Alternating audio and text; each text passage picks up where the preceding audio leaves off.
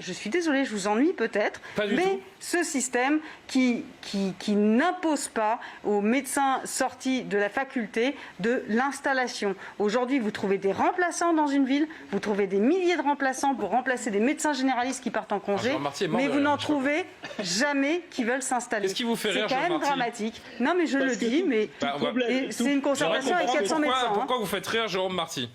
Moi, je le fais Parce rire. que tout problème, vous savez, tout problème complexe a toujours une solution facile, rapide et fausse.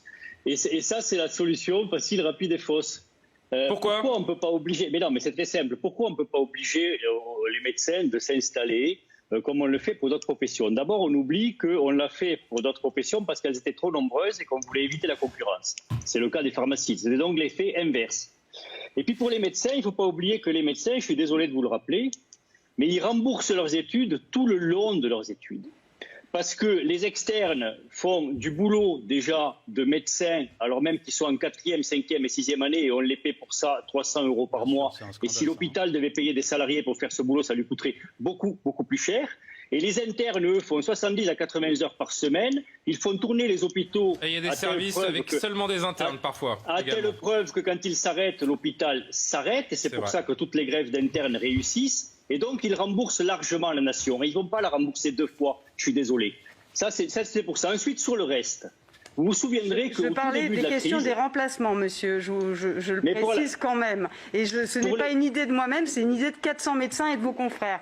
Et vous parlez à quelqu'un qui est... On fait un débat sur la désertification médicale encore une fois, mais j'aimerais qu'on conclue sur ce sujet, Jérôme Marty, s'il vous plaît. En 2 mots, très rapidement. Au début, je vous avais dit, on ne va pas s'en sortir parce qu'on est dans une crise sanitaire qui elle-même est dans une crise sanitaire.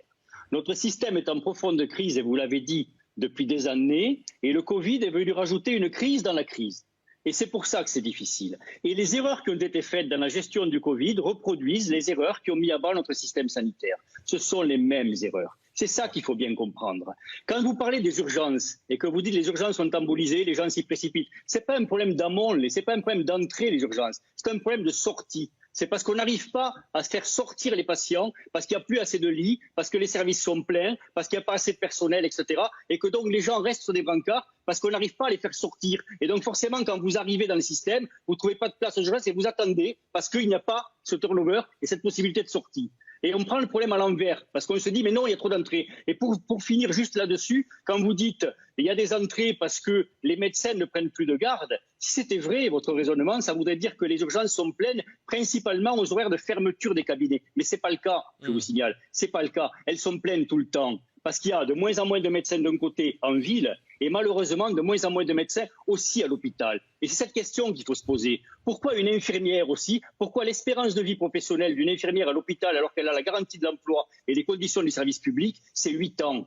Il va quand même falloir se poser la question. Pourquoi c'est 8 ans? Pourquoi au bout de 8 ans, elles se barrent toutes? Pourquoi on a des infirmières qui sont payées le moins des pays occidentaux? Même pas ça fait des années qu'on entend ce refrain, voilà, malheureusement. Attendez, si on ne le règle pas, ce problème, on ne pourra pas régler non plus le problème du Covid, vous comprenez? Non, mais c'était justement le but de ce débat, c'est pour mettre en exergue justement le ras-le-bol de ces soignants, le manque de moyens dans les hôpitaux, cette crise structurelle qui perdure malgré la crise sanitaire. Et en effet, tout ce que vous dites se vérifie, Jérôme Marty.